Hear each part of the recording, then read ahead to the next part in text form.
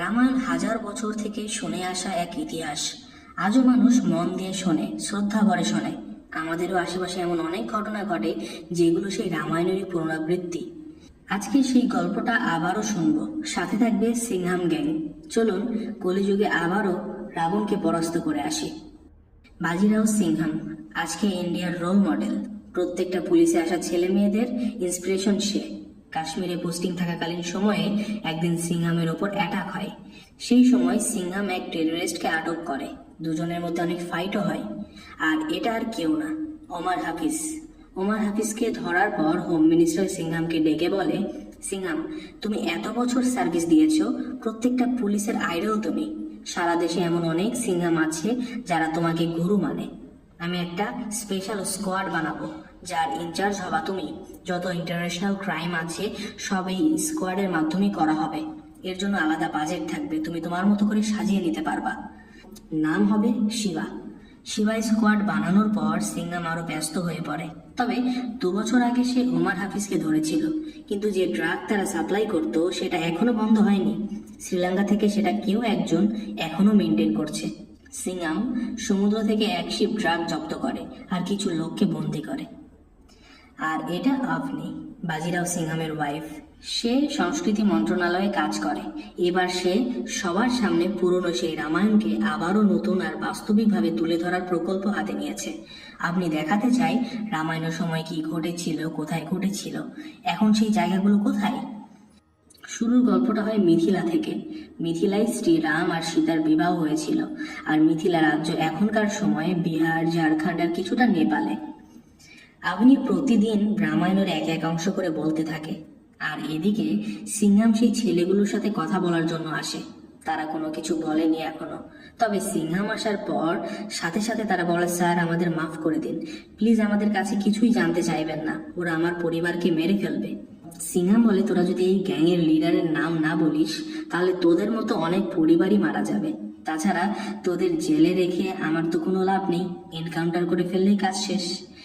তখন তারা বলতে রাজি হয়। ছেলেগুলো বলে, শ্রীলঙ্কা থেকে ডেঞ্জার লঙ্কা নামে এক ব্যক্তি এই ড্রাগ র্যাকেট পরিচালনা করে। কেউ তাকে দেখেনি, তবে তার হয়ে 3জন কাজ করে, নাম শরৎ, রঙ্গা আর বিজু। তারা মথুরায় অবস্থিত মীনাক্ষী টেম্পলে যায়। সেই মন্দিরের পুরোহিত আর সেই মন্দিরকে তারা অনেক মান্য করে। সিংহাম ফোন দেয় সেইখানে। পুলিশ আসে মন্দিরে, কিন্তু সবাই 3জনের কাছে মার খেয়ে মাটিতে পড়ে আছে। এবার এন্ট্রি নেয় শক্তি শেট্টি, দ্য লেডি সিংহাম। ওরা 3জন বলে, দেখ এই পুরুষ পুলিশ কাপুরুষের মতো মাটিতে পড়ে আছে, তুই তো নারী, তাই তোকে ছেড়ে দিলাম, আমাদের কাছে আসার সাহসও করিস না। শেট্টি বলে, তোদের এই পৃথিবীতে এনেছে এক নারী, আর এই নারী তোদের পৃথিবী থেকে বিদায়ের কারণও হতে পারে। এরপর শক্তি তার শক্তি প্রদর্শন করে আর সবাইকে মেরে জেলে ভরে রাখে। ওরা বলে, ম্যাডাম আপনার কাছে 2টা অপশন আছে, আমাদের ছেড়ে দিন, আপনি মালামাল হয়ে যাবেন, আর না হলে আপনার এই থানা লালে লাল হয়ে যাবে।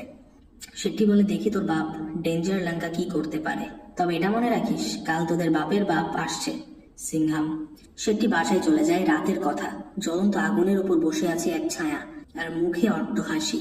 ডিউটিতে থাকা সব পুলিশ এসে দেখে সেই চেহারা, ডেঞ্জার লঙ্কা তাদের সামনে। পুরো থানার গেট জানালা বন্ধ করে দেওয়া হয়, কিন্তু প্রথমে আগুন জ্বালিয়ে দেওয়া হয় থানাতে।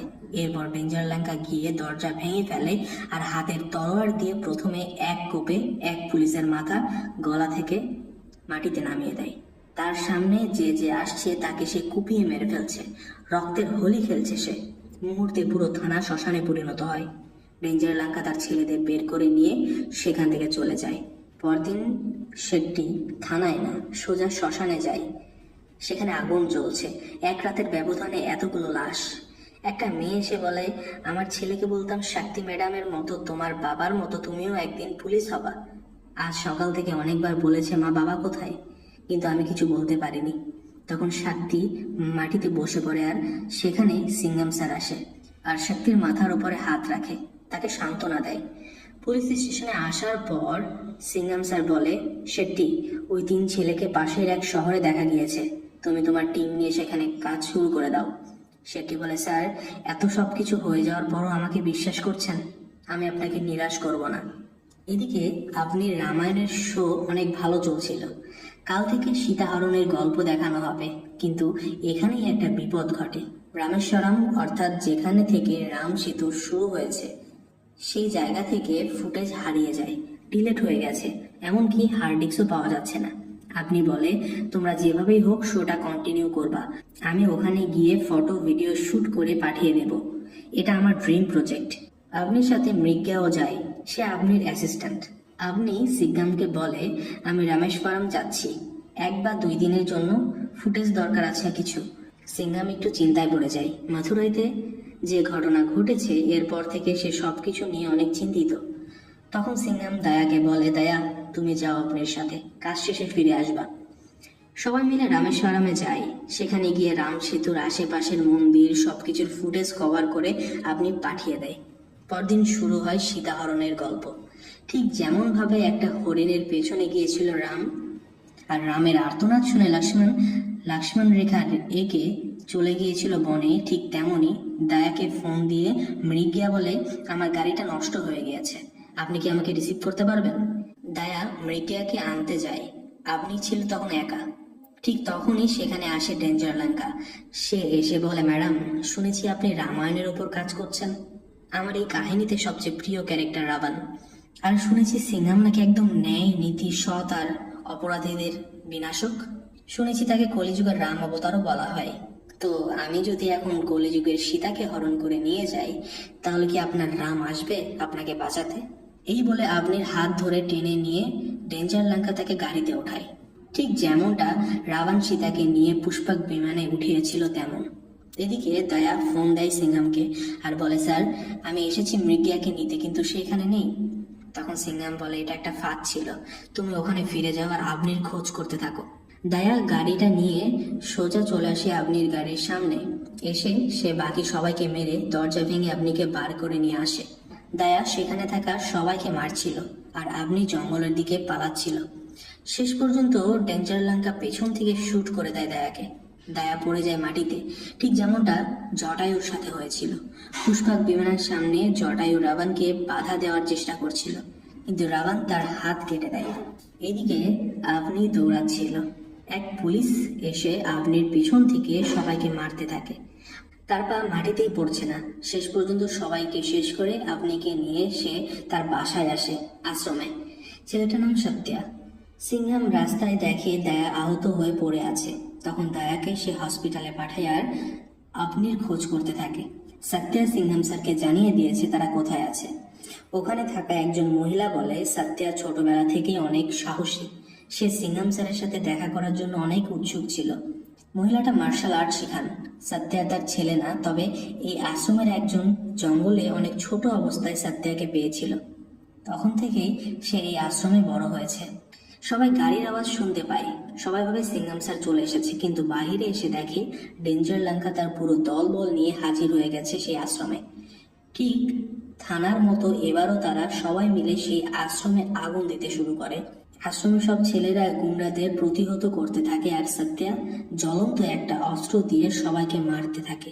একটা সময় আপনিকে পেছন দিকে গেট দিয়ে পালিয়ে যেতে বলা হয়, কিন্তু একজন আপনিকে গুলি করে দেয়।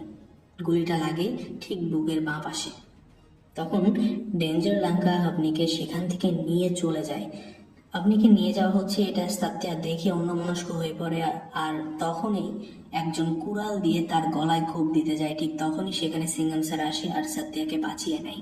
ততক্ষণে ডেঞ্জার লঙ্কা সেখান থেকে পালিয়ে গেছে। সে এবার ফোন দেয় সিংহামকে সরাসরি আর বলে, সিংহাম তোর জন্য অপেক্ষা করছি, ওমর হাফিজকে আমার চাই, আর সাথে তোকেও, তুই শেষ খেলার জন্য প্রস্তুত হয়ে যা। এই বলে কেটে দেয় ডেঞ্জার লঙ্কা। এরপর সে আপনিকে নিয়ে আসে শ্রীলঙ্কাতে, ঠিক সেই দেশে যেখানে রাবণ সীতাকে নিয়ে গিয়েছিল। আপনির বুকে গুলি লেগেছে, কিন্তু সেটা বের করে ব্যান্ডেজ করে দেওয়া হয়। আপনি এখন ঠিক আছে। আপনি মৃগিয়াকে বলে, কেন মৃগিয়া তুমি কেন এমনটা করলে? টাকার জন্য? তখন সেখানে ডেঞ্জার লঙ্কা আসে আর বলে, ম্যাডাম পৃথিবীতে সব কিছু টাকার জন্য হয় না। আমি জুবাইর হাফিজ, ওমর হাফিজের নাতি আর রিয়াজ হাফিজের ছেলে, আর মৃগিয়া অর্থাৎ ইকরা হাফিজ রাজা হাফিজের বউ, বিধবা বউ। আমার আব্বু কাকা পুরো পরিবারকে রাস্তায় কুকুর বিড়ালের মতো গুলি করে মেরে ফেলেছিল সিংহাম সিম্বার সুরিয়াবংশী। আর এই সব কিছু হচ্ছে শুধুমাত্র প্রতিশোধের জন্য। রাবণের একটা বিশেষ গুণ ছিল, তার অযোধ্যার দরকার ছিল না, টাকা পয়সারও দরকার ছিল না। সে শুধুমাত্র নিজের প্রতিশোধ পূরণ করছিল। সে শুধু প্রতিশোধ পূরণ করার জন্য সীতাকে হরণ করেছিল, কারণ রাবণ সীতার স্বয়ংবরে অপমানিত হয়েছিল। আমি আমার পরিবারের প্রতিশোধ দিচ্ছি। এবার জুবাইর ফোন দিয়ে বলে ওমারকে নিয়ে আসতে হবে শ্রীলঙ্কার কলম্বোতে। তখন সিংহাম বলে, আমি কিভাবে শিওর হব আপনি ঠিক আছে? আমি ওখানে একা যেতে চাই। যদি আপনি ঠিক থাকে তাহলে ওমারকে পাঠিয়ে দেওয়া হবে। জুবাইর বলে, না না, এটা হতে পারে না। তবে যেহেতু আপনি বলেছেন, তাই আপনার জন্য আমি একটা কাজ করতে পারি। আপনি আপনার প্রিয়কে পাঠিয়ে দিন, সিম্বা। তখন সিংহাম যায় সিম্বার সাথে দেখা করতে। আর সেখানে গিয়ে সিম্বাকে বলে এমন একটা কাজ করতে হবে যেখানে জীবনের রিস্ক আছে। সিম্বা বলে, প্রভু আপনি আদেশ করুন, কি করতে হবে বলুন। এরপর সিংহাম সবকিছু বুঝিয়ে দেয় তাকে। কলম্বোতে নামার পর জুবাইরের লোক তাকে নিয়ে যাবে, আর সেই লোকেশনে সিংহামও থাকবে, কিন্তু সে যাবে শিপের মাধ্যমে শ্রীলঙ্কা। সিংহাম সিম্বাকে বলে, তুমি শুধু কনফার্ম করবা আপনি ঠিক আছে কিনা। সিম্বা রওনা হয়ে যায়। এদিকে সিংহাম শিপে করে এসে পৌঁছায় শ্রীলঙ্কায়। সে এসে অশোক বাটিকা টেম্পলে যায়, কারণ সিম্বার ল্যান্ড করতে আরো কিছু সময় লাগবে। এই অশোক বাটিকাতেই সীতা মাতাকে আটকে রাখা হয়েছিল। আর হনুমান যখন এই অশোক বাটিকায় প্রথম পদার্পণ করেন, তার পায়ের ছাপ পড়ে যায় আর পাথরে গর্ত হয়ে যায়, যেটা এখনো আছে সেখানে। সিংহাম সেখানে প্রণাম করে আর বেরিয়ে পড়ে। এদিকে সিম্বা যখনই এয়ারপোর্টে নামে, তখন তাকে গাড়িতে করে নিয়ে যাওয়া হয়। শ্রীলঙ্কায় থাকা এজেন্টরা পিছু করতে থাকে সিম্বার, কিন্তু হঠাৎই একই রকম 4টা গাড়ি এসে সবাইকে মিসগাইড করে দেয়, আর তারা হারিয়ে ফেলে সিম্বা কোন গাড়িতে আছে। সিম্বাকে নিয়ে জুবাইরের লোকরা চলে আসে তাদের আস্তানায়। আস্তানায় প্রথমেই গিয়ে সিম্বা আপনির সাথে দেখা করে। আপনিকে বলে, ম্যাম আপনি ঠিক আছেন? আপনি বলে, আরে একদম ঠিক আছি। সিংহামের ওয়াইফ এমন ছোটখাটো গুলি খাওয়ার অভ্যাস আছে। তখন সিম্বা মারাঠিতে বলে, সিংহাম স্যার পৌঁছে গেছে, আপনি চিন্তা করবেন না, আমরা সবাই এখান থেকে মুক্ত হয়ে ফিরবো। এরপরে সিম্বা বাইরে এসে দেখে জুবাইরকে। জুবাইর বলে, সিম্বা তুই তো আমার ফেভারিট ছিলি, ফ্রড, ঘুষ, ধান্দাবাজি ছেড়ে ধর্মের পথে, নীতির পথে চলে গেলি কেন?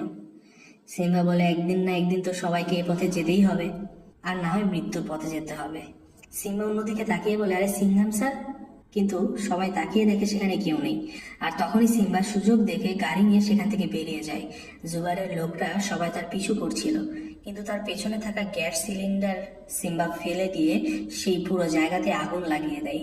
পুরো আস্তানায় আগুন লেগে যায়। সিংহাম স্যারকে জানানো হয় আগুন যেখানে জ্বলছে হতে পারে সেখানেই সিম্বা আছে। রামায়ণে হনুমান যেমন লঙ্কায় গিয়ে পুরো লঙ্কা জ্বালিয়ে দিয়েছিল, এখানেও সিম্বা তেমনটাই করে। কিছুক্ষণ পর সিম্বা গাড়ি থেকে নেমে একটা বিয়ে বাড়িতে ঢুকে পড়ে, কিন্তু সেখানেও জুবাইরের লোকরা চলে আসে। আর তখনই সিংহাম স্যার আসে, আর সিংহাম সিম্বা মিলে সবাইকে মেরে সেখান থেকে বের হয়ে পড়ে। দুজনে এসে পৌঁছে সেই স্থানে যেখানে আপনিকে বন্দি করে রাখা হয়েছে। কিন্তু সেখানে যাওয়ার সাথেই অনেকজন এসে সিংহামকে চেপে ধরে, আর আপনির মাথায় বন্দুক রেখে দাঁড়িয়ে থাকে জুবাইর। জুবাইর বলে, শেষ পর্যন্ত শ্রীরাম সীতাকে বাঁচানোর জন্য লঙ্কা পৌঁছেই গেছে, তবে এই গল্পে আমার জয় হবে। এরপরে সিম্বা, আগ্নি আর সিংহামকে একটা ঘরে বন্দি করে রাখা হয়। বন্দি করে রাখা ছবি পাঠিয়ে দেওয়া হয় ইন্ডিয়াতে। শেষ পর্যন্ত হোম মিনিস্টার রাজি হয় ওমারকে মুক্তি করতে। ওমারকে প্লেনে উঠিয়ে দেওয়া হয়, কিন্তু লঙ্কায় যখন রাম এসেছে তখন বানর সেনাও তো আসবে। ঠিক এমনই সময় 2টা গাড়িতে প্রথমে আসে শক্তি আর সত্যা। তারা ফায়ারিং করতে করতে সেখানে এসে পৌঁছে, আর গুলির বৃষ্টি হতে থাকে। তখন সিম্বা আর সিংহাম নিজেদের মুক্ত করে ফেলে। এরপর ব্যাপক গোলাবর্ষণ চলতে থাকে, কিন্তু এক পর্যায়ে আপনিকে জুবাইর ছেড়ে দেয় আর সিংহামের কাছে যাওয়ার জন্য বলে। আপনি দৌড়াতে থাকে, কিন্তু পেছন থেকে একটা ট্রাক এসে তাকে মেরে ফেলে যাবে। ঠিক তখনই হেলিকপ্টারে করে এন্ট্রি নেয় সূর্যবংশী। সে মিসাইল দিয়ে ট্রাকটা অ্যাটাক করে আর উড়িয়ে দেয়। এরপর সিংহাম, সিম্বা, শক্তি, সত্য আর সূর্যবংশী সবাই মিলে আপনির চারপাশে দাঁড়িয়ে যায় আর সবাইকে গুলি করতে থাকে। আপনিকে কোনো মতে সেখান থেকে বের করে দেওয়া হয়, আর তখনই জুবাইর গাড়িতে করে সেখান থেকে পালিয়ে যেতে চায়। সিংহামও তার পেছনে যেতে থাকে। একটা সময় একটা মন্দিরের সামনে এসে দুজনের মুখোমুখি হয়, আর হ্যান্ড টু হ্যান্ড ফাইট শুরু হয়ে যায়। একটা সময় সব পুলিশরা এসে ঘিরে ফেলে। তখন জুবাইর একজন পুলিশের হাত থেকে বন্দুকটা নিয়ে সিংহামকে গুলি করতে যাবে, ঠিক তখনই সিংহাম মন্দিরের পতাকা উঠিয়ে সোজা ভালার মতো ফেলে দেয়, আর সেটা পুরো বুক চিরে এপার ওপার করে ফেলে জুবাইর হাফিজের। এদিকে জুবাইর মারা যায়, আর ওইদিকে ওমরকে প্লেনে আবার ইন্ডিয়াতেই ফেরত নিয়ে যাওয়া হয়, তাকে প্লেন থেকে নামতে দেওয়া হয় না। রাম রাবণকে বধ করে আর সীতা মাতাকে নিয়ে ফিরে আসে অযোধ্যায়। ঠিক তেমনই সিংহাম অগ্নি আর পুরো সেনাকে নিয়ে ফিরে আসে।